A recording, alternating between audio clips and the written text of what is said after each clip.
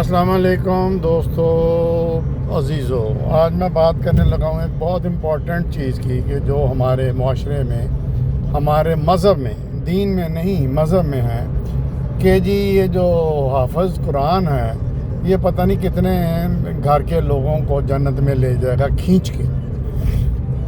اچھا، اب حافظ قرآن کیا ہوتا ہے؟ حافظ قرآن یہ ہوتا ہے کہ جس نے پورا کلام پاک حفظ کیا ہو عربی میں۔ اچھا، اب یہاں پہ دو لوگ ہیں، ایک تو وہ عربی لوگ ہیں، عرب لوگ ہیں جنہوں نے قرآن پاک حفظ کیا، وہ تو ٹھیک ہے، اب وہ تو شاید لے جائیں گے جنت میں۔ اب جو اجمی ہیں ہم جیسے، اگر ہم قرآن پاک حفظ کر رہے ہیں اور ہمیں اس کا معنی نہیں پتہ تو اس کا کوئی فائدہ، کوئی مقصد، بہت سے لوگ مجھ سے ناراض ہو جائیں گے کیونکہ ہم لوگ عجیب سے ہمارا اسلام ہے جو کہ دین نہیں ہے، مذہب ہے۔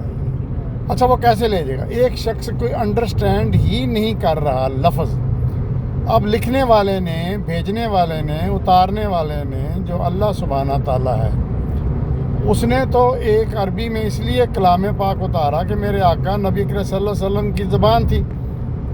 اسی طرح عیسیٰ پہ بھی جو بھی اتارا، یا موسیٰ پہ بھی اتارا ہیبرو میں، وہ ان کی زبانوں میں اتارا۔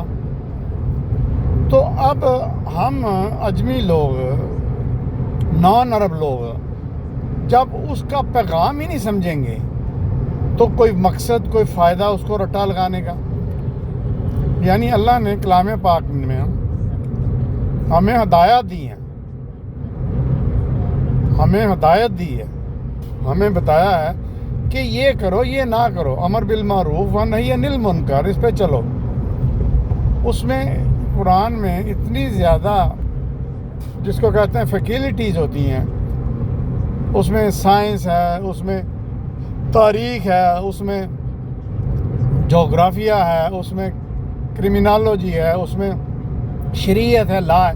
اب ایک بندہ سمجھتا ہی نہیں، معنی ہی نہیں اس کو پتہ، تو وہ اگر رٹا لگا کے قرآن پاک یاد کر لیتا ہے تو اس کا کوئی مقصد، آپ لوگ مجھے بتائیں کیا مقصد؟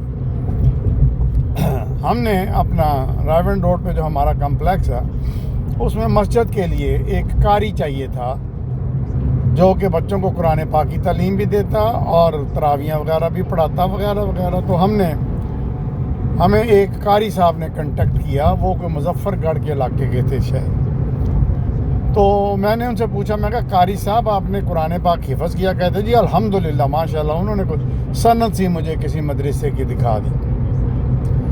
تو میں نے پھر دوسرا سوال کیا، میں کہا قاری صاحب آپ قرآن میں جو اللہ نے بتایا ہے آپ سمجھتے بھی ہیں؟ وہ بڑے آرام سے کہتا نہیں جی نہیں، مجھے نہیں کچھ پتہ، میں نے تو حفظ کیا ہوا۔ تو خیر ہم نے ان قاری صاحب کو رکھ لیا کیونکہ روایتی طور پہ مسجد میں ہمیں ایسے بندے کی ضرورت تھی، تو جمعہ میں خود پڑھاتا تھا۔ تو بات کرنے کا مقصد یہ ہے کہ اس قسم کے رٹے کو آپ کیا کہیں گے کہ ایک شخص معنی ہی نہیں جانتا۔ ایک شخص جس نے کتاب اتاری، مثلا میں اپنی ایک کتاب لکھتا ہوں ایک ایسی زبان میں جو پڑھنے والے جو ہیں ان کو سمجھ نہیں آتی،